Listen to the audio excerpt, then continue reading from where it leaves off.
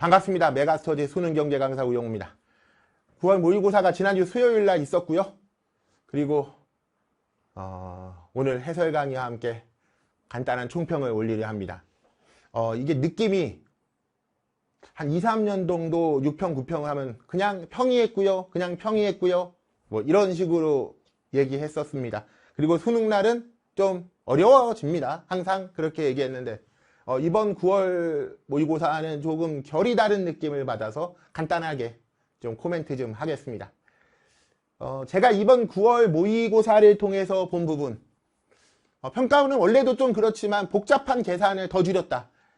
이 복잡한 계산을 원래도 좋아하지 않습니다. 그런데 최근에 구멍 빵꾸 같은 거 틀어놓고 빈칸 많이 갖다 놓고서 그거 찾아내는, 그러다 보니까 시간이 더 소요되는 형태가 한 2년 정도 그쪽으로 좀 갔어요. 시간 소요의 방향이 좀 그렇게 된 것 같아. 좀 기계적으로 풀 수 있는 문제들이 좀 많았습니다. 그게 어디하고 좀 느낌이 다르냐면 23 수능과 24, 25 수능의 느낌이 좀 달라요. 23 수능은 균형의 원리라든지, 그러니까 무역과 잉여에서 생산량의 최대 50% 넘지 않도록 했던 부분, 가우스 함수 거꾸로 했던 그런 균형점의 문제, 이런 류의 문제들이 사고력을 좀 요했다라고 보여지는데, 그 이후에는 좀 빈칸 채우는 조금 학습 많이 하면은 잘 풀어낼 수 있는 그런 시간이 소요되는 형태였는데, 다시 조금 복잡한 계산을 줄이면서 빈칸을 좀 줄여나가는 형태로 그렇게 저는 보았습니다. 그리고 예전 기출들이 보여요. 예전 기출. 1, 2, 3년 사이의 기출들은 많이 봤는데, 이게 그게 아니라 5년, 6년, 7년 막 그 정도 좀 지난 기출들이 여기저기에서 조금 그런 느낌과 표현들, 자료들이 좀 보였습니다. 예를 들면은 4번 문제, 뭐 어려운 건 전혀 아닌데요. 미래가격 하락이라 상승 예상의 수요 공급 증감 요인 다 알죠. 근데 안 내고 있었거든. 근데 오랜만에 그런 거 출제했습니다. 어렵지도 않은데, 대체제 보완제 문제 어렵진 않은데 그냥 그런 표현이 나오더라. 오랜만이더라. 9번 문제는 그 이름을, 상품 이름을 기회비용 합리적 선택인데 그게 10번이 아닌 것도 좀 독특했고요. 3년 동안 계속 10번에만 내서 킬러 문제로만 출제했는데 9번에 낸 것도 독특했고, A, B, C 보통 이렇게 상품명을 줬는데 그냥 진짜 이름으로 뭐 오징어, 팝콘, 이거 한 5, 6년 전에 출제하던 방향이거든요. 이름을 진짜로 써서 하는 거. 그리고 문제 자체는 23 수능의 6번 문제 기회비용 합리적 선택, 편익과 비용을 섞어서 내는 거랑 아주 똑같아서 옛날 문제들을 보고 이렇게 출제를 하셨나 하는 생각을 좀 하게 되었습니다. 공공재 문제는 사라졌는 줄 알았어요. 내년쯤엔 인사이트에서 뺄까? 정합성, 배제성 그거 뭐 나오지도 않는데 요즘에 했는데, 이 공공재 문제가 다시 등장했고요. 이 문제에서 응답 편익, 실제 편익 다르고, 순편익은 편익에서 자기 개인 부담 비용으로 가져간 거는 2018년 수능 20번 체육관, 도서관, 공원 문제랑 완전 똑같은 스타일이에요. 누가 보더라도 그 문제 펼쳐놓고 문제를 만들었구나라는 생각이 들었어요. 또 하나는 다리 건너는 거에 다리 만드는데 그거에 편익이 있는 평가원 문제도 좀 섞인 것 같고요. 예전 기출을 좀 많이 참조하셨네, 안 쓰던 주제를 좀 보시네 라는 생각을 했습니다. 12번 실업률도, 최근의 실업률은 15세 이상 인구, 취업자, 경제활동 인구, 취업자, 실업자, 비경제활동 인구를 지역별 또는 인구별 30세 미만, 30세 이상 뭐 이런 식으로 해서 그냥 다 세팅해서 푸는 조금 시간이 소요되는 복잡한 산수 문제를 냈었는데, 오랜만에 예전 문항 형태로 경제활동 인구, 15세 이상 인구가 일정할 때 경제활동 인구 퍼센트, 실업자 퍼센트 뭐 이런 걸 좀 출제를 해서 조금 더 직관적으로 풀어내는 그런 형태를 나온 것도 좀 예전 기출 같다라는 느낌을 받았습니다. 비교의가 한때는 가장 어려운 문제였습니다. 2008 수능의 20번 비교의 문제였고요. 2009 수능의 20번 비교의 문제였고요. 2010 수능은 아니었어요. 근데 비교의 문제가 두 문제가 있었고요, 중간에. 2011 수능의 20번 비교의 문제고, 2012 비교의 문제가 항상 가장 어려웠었는데 최근에 비교의 문제를 어렵게 출제하지 않고 있다가 이번에 15번의 비교의 문제가 올해 20문제 중에서 9평에서 가장 어려웠고, 무엇보다 특화 상품을 찾지 못하는 부분 때문에 어려운 거는 처음이었어요. 물론 우리가 사설 문제를 접할 때 특히 우리 하이스트에서도 보면은 어느 걸 특화하지 이런 건 했는데 하면서도 그런 생각을 했거든. if 뭐뭐라면 하면서 좀 과하죠? 라고 했는데 그 과한 걸 하셨단 말이야.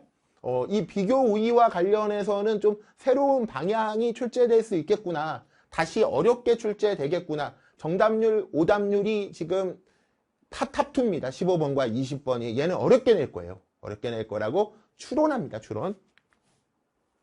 그리고 마지막 20번 문제인데요. 이 수익률 문제가 출제되기 시작한 게 이제 4년 됐습니다. 4, 5년 됐는데 처음에 출제됐을 때는 증가율의 비대칭성인데 그 숫자가 잘 보이지 않을 뿐 사실은 그런 것들을 출제했었어요. 수가 막 나열되어 있으면 진짜 계산하라는 게 아니라 근데 어느 순간 환율과 수익률 하면서 이제 계산 문제로 출제가 됐는데 이번에는 T 플러스 1년, T 플러스 2년 양 2년을 주면서 물건 상품도 바꿔가면서 이렇게 투자하고 섞여 있는 거, 얘만 투자한 거, 얘만 투자하다가 옮긴 거 이런 것들을 막 섞어놨어요. 그런데 숫자를 잘 살펴보니 계산하라는 게 아니라 그 수의 규칙성을 보여주고 있더라고요. 이게 한 5년, 6년 전에 처음으로 수익률 문제가 출제될 때 그 방식입니다. 그렇다면은 또 그때 문제들을 좀 보고 계신 거 아닌가. 물론 환율과 수익률 섞을 거고 그리고 예전보단 좀 더 진화되겠지만 예전에 어떤 규칙성 있는 문제들이 또 보이네 라는 생각을 하면서 좀 변화가 있었구나 라는 생각. 20번과 15번이 좀 어려웠었고요. 그리고 구평은 그러나 무난했습니다. 왜냐하면 15번, 20번 빼고는 다 아주 평이하고 시간을 빨리 풀 수 있으니까요. 이제 그래서 구평이 끝났는데 6평도 끝났고요. 9평도 끝났는데 늘 동일합니다. 6평과 9평은 어렵지 않았습니다. 늘 50에 가까운 1등급이었습니다. 그게 한 4년간 그랬어요. 3년 전에 지금도 기억이 납니다. 9평 끝나고 나서 재수하는 학생이었는데 반드시 서울대를 가야 한다 막 이런 얘기를 했는데 시험이 끝나고 나서 저는 그날 개하고 수업하지도 않았는데 카톡이 오고 있더라고. 10시 넘어서.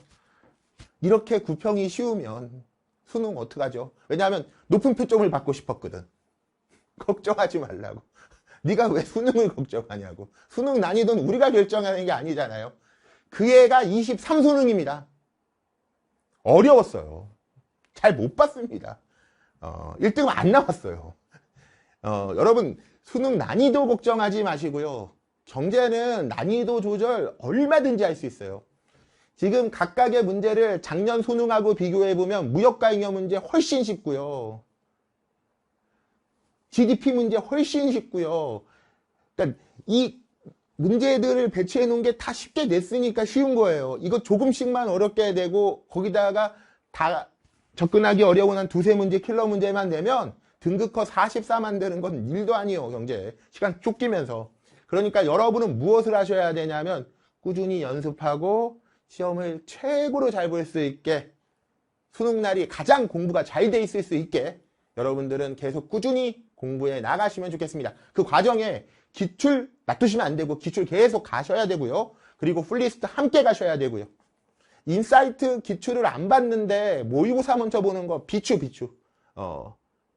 기출과 개념을 같이 보는 건 괜찮아. 중하위 등급에서. 근데 갑자기 모의고사 가지 마세요. 모의고사는 너무 어려운 문제 위주로 되어 있단 말이야. 그래서 그 단계를 잘 밟아서 수능에 좋은 결과를 얻으셨으면 좋겠습니다. 구평 보느냐 정말 수고 많으셨고 타임어택이 있을 수밖에 없는 과목을 선택한 경제를 여러분, 우리는 우아할 수가 없습니다. 우린 백조처럼 밑에서 발을 막 이러고 시험 볼 때 끝까지 일해야 됩니다. 가끔 부러운 과목들이 있습니다. 공부 양이 많고 암기 사항이 많지만 그 과목은 들어가서 막 이러고 있지 않을 과목들이 보여요. 근데 우리는 자료를 갑자기 확 제공하고 시간 안에 풀려니까 누구나 시작하면 막 풀고 있다고. 그리고 끝나고 그것의 결과를 정확함과 다 풀어냈는가를 보고 있는 거라서 끝까지 난이도에 따라서 가끔씩은 좌절하겠지만 연습하면서 힘차게 긍정적으로 생활해 나가시기를 바라고 저도 그의 도움을 드리도록 하겠습니다. 등급컷, 예상 등급컷 이래요. 오답률 20번, 15번, 60%, 59% 이런데 이런 게 한 3문제 있으면 2문제까지 1등급이야. 지금 이게 46이 예상 1등급이고요. 수능 아닌 훈련이니 열심히 훈련하시길 바라겠습니다. 저희 제작 참여진 함께 모두 열심히 하겠습니다. 아, 이거 총평 희한하게 가네요. 이걸 제가 집어넣었군요. 저희 아들 얘기 참 많이 했는데, 저희 아들이 초등학교 6학년인데, 드디어 10만 명의 유튜브 구독자가 생겨서 실버 버튼을 받았어요. 요즘 뭐 행복하답니다. 제가 늘 얘기하죠. Life is like a wave. 인생은 파도와 같아 하더라. 좋은 일이 있으면 나쁜 일이 있을 거야. 아빠가 이거 훔쳐갈지도 몰라. 예, 농담이고요. 그러니까 우리에게도 얘가 기적 일어난 거거든요. 기적. 우리에겐 기적이 아니라 그동안 노력한 거에 대한 보상, 수능에 대한 보상을 이것보다 훨씬 좋은 점수로, 이거 여기 100개 있으면 뭐야. 나도 싫어. 여러분은 50점, 이게 좋잖아. 1등급, 좋은데, 우선은 그게 여러분의 가장 큰 목표일 테니까, 우리의 좋은 기운을 좀 받아가시고요. 그랬으면 좋겠습니다. 하도 박수가 안 나와서 강의에 우리 이제 영윤이가, 저랑 함께 하고 있는 영윤이가 박수를 집어넣네요. Practice makes you perfect. 완벽해지도록 노력해 나갑시다. 9월 무평 수고 많으셨고요. 수능까지 함께 하겠습니다. 지금까지 메가스터디 수능 경제 강사 우영호였습니다.